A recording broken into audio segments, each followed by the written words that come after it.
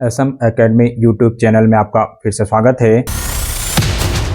Maths analysis से जुड़े हुए अब तक मैं 4 वीडियो पोस्ट कर चुका हूं और अगर आप चैनल पर पहली बार आए हैं और मैथ्स एनालिसिस को अगर आप अच्छे से समझना चाहते हैं, इस प्रोसेस को अगर आप अच्छे से समझना चाहते हैं तो आपको इन सभी वीडियोस को देखना चाहिए। चलिए अब आज के वीडियो की शुरुआत कर लेते हैं, यानी मैथ्स एनालिसिस पर लेक्चर नंबर 5 की शुरुआत कर लेते हैं। सबसे पहले क्वेश्चन देख लेते हैं। तो क्वेश्चन है find the current in the branch A be using maths analysis, यानी इस सर्किट में ब्रांच ए बी के अक्रॉस का करंट हमें निकालना है, करंट पता करना है।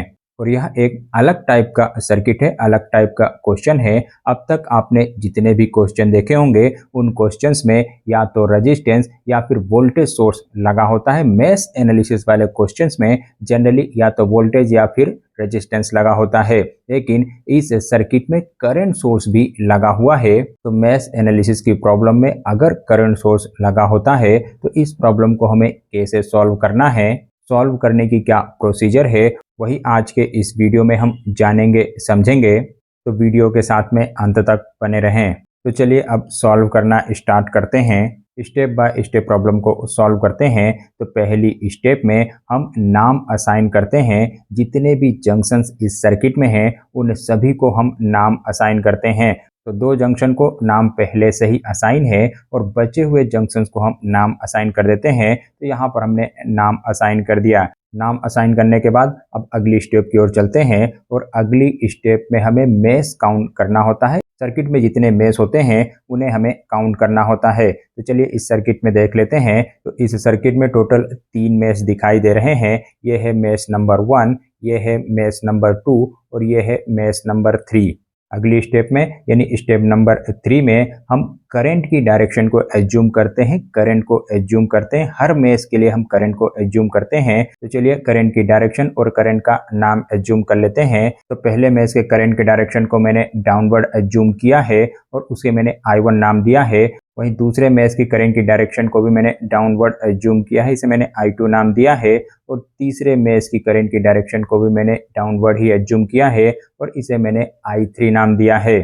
चलिए अब आगे बढ़ते हैं। तो स्टेप 4 में हमें केवीएल इक्वेशन फाइंड आउट करनी होती है, केवीएल इक्वेशन निकालनी होती है। हर मेश के लिए हमें केवीएल इक्वेशन निकालनी होती है। तो चलिए 1 बाय 1 हर मेश के लिए केवीएल इक्वेशन निकाल लेते हैं।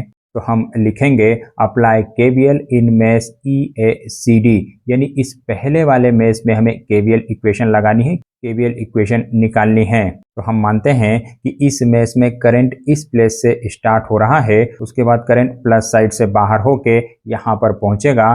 तो चूंकि करंट प्लस टर्मिनल से निकल रहा है तो यहाँ पर हम लिखेंगे 30 प्लस 30। उसके बाद करंट इस 10 ओम रजिस्टर से होकर गुजरेगा तो इसको हम लिखेंगे -10I1। उसके बाद करंट इस 10 ओम रजिस्टर से होकर गुजरेगा तो इसको हम लिखेंगे -10I1 -I2, क्योंकि इस 10 ओम रजिस्टर से 2 करंट फ्लो हो रहे हैं। I1 करंट भी फ्लो हो रहा है और I2 करंट भी फ्लो हो रहा है। तो यहाँ पर रिजल्टेंट करंट आएगा और रिजल्टेंट करंट I1 -I2 होगा, क्योंकि हम लूप I1 के लिए करंट निकाल रहे हैं। तो इस करंट को हमें बड़ा एज्यूम करना होगा, इसलिए मैंने यहाँ पर I1 -I2 किया है। उसके बाद करंट आगे फ्लो होगा और अपने पाथ को कंप्लीट कर लेगा और कोई भी कंपोनेंट यहाँ पर नहीं दिखाई दे रहा, तो हम लिखेंगे =0। चलिए अब इस इक्वेशन को सिंप्लीफाई कर लेते हैं, सॉल्व कर लेते हैं। तो हम लिखेंगे 30 -10I1। उसके बाद इस -10 का I1 और I2 दोनों से मल्टीप्लाई हो जाएगा, तो हम यहाँ पर लिखेंगे -10I1 और माइनस माइनस प्लस 10I2 =0। चलिए अब इसे साइमल्टेनियस इक्वेशन के फॉर्म में लिख लेते हैं, यानी I1 और I2 के फॉर्म में लिख लेते हैं। तो ये -10I1 और ये -10I1 मिलके हो जाएंगे -20I1। I2 की एक ही टर्म है, तो यहाँ पर हम लिखेंगे +10I2 और ये न्यूमेरिक वैल्यू है, तो न्यूमेरिक वैल्यू को 0 के इस तरफ लेके आ जाइए, इसको हम लिखेंगे -30। और ये है हमारी इक्वेशन नंबर 1। पहली इक्वेशन हमने बना ली है। चलिए अब आगे बढ़ते हैं और दूसरे लूप के लिए इक्वेशन लिखते हैं। तो हम लिखेंगे अप्लाई केवीएल इन मेश ABFC। और इस मेश के लिए हमें जूम करते हैं कि करंट यहाँ से स्टार्ट हो रहा है, उसके बाद इस 10 ओम रजिस्टर से होके करंट यहाँ पर पहुँचेगा। तो इसके लिए हम इक्वेशन लिखेंगे -10 I2 माइनस I1, क्योंकि इस ब्रांच में दो करंट फ्लो हो रहे हैं, I2 और I1, और चूंकि हम लूप इक्वेशन I2 के लिए लिख रहे हैं, मेश इक्वेशन I2 के लिए लिख रहे हैं, इसलिए I2 को हमें बड़ा मानना पड़ेगा। तो इसलिए यहाँ पर मैंने लिखा है I2 माइनस I1। उसके बाद करंट आगे बढ़ेगा, इस 5 ओम रजिस्टर से होकर गुजरेगा, इसके लिए हम लिखेंगे -5I2। उसके बाद करंट इस 5 ओम रजिस्टर से होकर गुजरेगा, तो हम लिखेंगे -5I2 माइनस I3, क्योंकि इस ब्रांच से भी दो करंट फ्लो हो रहे हैं, तो हमें रिजल्टेंट करंट यहाँ पर लिखना होगा। उसके बाद आगे कोई और कंपोनेंट नहीं है, तो करंट आके अपने पाथ को कंप्लीट कर लेगा, तो हम लिखेंगे =0।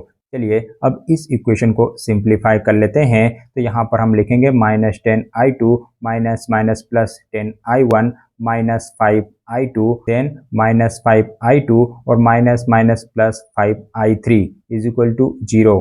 चलिए अब इस इक्वेशन को साइमल्टेनियस इक्वेशन के फॉर्म में लिख लेते हैं, यानी I1, I2 और I3 की टर्म में लिख लेते हैं। तो हम लिखेंगे 10I1, क्योंकि I1 वाली और कोई दूसरी टर्म नहीं है, वहीं I2 वाली 3 टर्म है, तो इन तीनों टर्म्स को हम ऐड कर लेते हैं, क्योंकि तीनों माइनस साइन के साथ में है। तो -5 प्लस -5 प्लस -10 =-20। अब केवल एक ही टर्म बची है 5I3, तो इसको हम ऐसा के ऐसा लिख लेते हैं =0। और ये हमारी इक्वेशन नंबर 2 हो गई। चलिए अब आगे बढ़ते हैं। अब हमारे पास केवल एक मेश बचा है, लेकिन ये मेश बाकी दो मेश के कंपैरिजन में अलग है, क्योंकि इस मेश में करंट सोर्स लगा हुआ है। आपको पता है हम मेश इक्वेशन क्यों बनाते हैं, मेश में KVL क्यों अप्लाई करते हैं। तो मेश इक्वेशन हम करंट की वैल्यू पता करने के लिए निकालते हैं, यानी I1, I2 और I3 की वैल्यू पता करने के लिए हम मेश इक्वेशन निकालते हैं। तो अब अगर किसी मेश में करंट सोर्स लगा हुआ है, तो उस मेश में जो करंट फ्लो होगा वह उस करंट सोर्स की वजह से फ्लो होगा। तो अगर किसी मेश में करंट सोर्स की वजह से करंट फ्लो हो रहा है, यानी उस मेश के करंट की इंफॉर्मेशन तो हमें पहले से ही है, और इसी वजह से इस मेश नंबर 3 में हमें KVL अप्लाई करने की जरूरत नहीं है, क्योंकि हम डायरेक्टली लिख सकते हैं I3 -12 एम्पियर। अब यहाँ पर मैंने -12 एम्पियर इसलिए लिखा है क्योंकि I3 की डायरेक्शन डाउनवर्ड है और 12 एम्पियर जो करंट सोर्स है उसकी डायरेक्शन अपवर्ड है, यानी यह करंट सोर्स और I3 दोनों अपोजिट डायरेक्शन में हैं, इसलिए यहाँ पर मैंने लिखा है I3 -12 एम्पियर। तो इससे आपको समझ में आया कि अगर किसी मेश में करंट सोर्स लगा हुआ होता है, तब उस मेश में हमें KVL इक्वेशन बनाने की जरूरत नहीं है। उस करंट सोर्स की वजह से उस मेश में जो करंट फ्लो हो रहा है वही उस मेश का करंट होता है। चलिए आगे बढ़ते हैं। तो अब हमारे पास दो इक्वेशन है, दो मेश इक्वेशन है, तो हमें इन दोनों मेश इक्वेशन को अब सॉल्व करना है, लेकिन I3 की वैल्यू हमारे पास पहले से ही है, तो इन दोनों इक्वेशन में I3 जहाँ पर भी है उसकी वैल्यू पुट कर लेते हैं, और उसके बाद जो रिजल्टेंट इक्वेशन बनेगी उस इक्वेशन को हम सॉल्व कर लेंगे। तो इन दोनों इक्वेशन में केवल यहाँ पर I3 है, तो चलिए I3 की वैल्यू पुट कर लेते हैं। इक्वेशन 2 में I3 की वैल्यू पुट कर लेते हैं, तो हम लिखेंगे 10I1 -20I2, 5 multiplied by -12, I3 की जगह मैंने उसकी वैल्यू पुटअप कर दी है =0। अब इस इक्वेशन को सिंप्लीफाई करेंगे तो हम लिख सकते हैं 10I1 -20I2 =60, -12 मल्टीप्लाइड बाय 5 -60, और ये -60 =2 के इधर आएगा तो हो जाएगा +60। और अब ये हमारी इक्वेशन नंबर 2 है, यानी अब हमारे पास दो इक्वेशन है, पहली इक्वेशन ये है और दूसरी इक्वेशन ये है, और इन दोनों इक्वेशन को अब हमें सॉल्व करना है और I1 और I2 की वैल्यू निकालना है। I3 की वैल्यू तो हमारे पास पहले से ही है, तो चलिए इन दोनों इक्वेशंस को सॉल्व कर लेते हैं और I1 और I2 की वैल्यू निकाल लेते हैं। और जैसा कि मैंने आपको हर बार बताया है कि साइमल्टेनियस इक्वेशन को कैलकुलेटर से सॉल्व करना आसान होता है, तो कैलकुलेटर की मदद से इन दोनों साइमल्टेनियस इक्वेशन को सॉल्व करते हैं तो आंसर आता है I1 =0 एम्पियर और I2 -3 एम्पियर। I3 की वैल्यू हमारे पास पहले से ही है -12 एम्पियर। लेकिन हमें I1, I2 और I3 की वैल्यू नहीं चाहिए।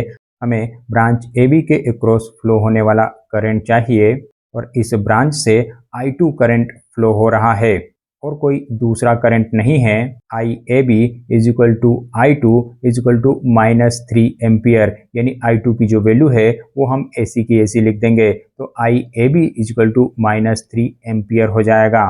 और क्वेश्चन में यही पूछा गया था कि AB ब्रांच के अक्रॉस फ्लो होने वाला करंट पता करना है, तो AB ब्रांच के अक्रॉस फ्लो होने वाला करंट -3 एम्पियर है। और यहाँ पर माइनस साइन का मतलब है कि हमने जो करंट की डायरेक्शन एज्यूम की है, करंट एक्चुअल में उसकी अपोजिट डायरेक्शन में फ्लो होगा। तो आज के वीडियो में इतना ही।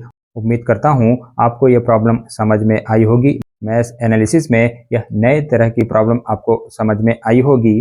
और अगर अभी भी आपको कोई डाउट है तो आप कमेंट करके पूछ सकते हैं।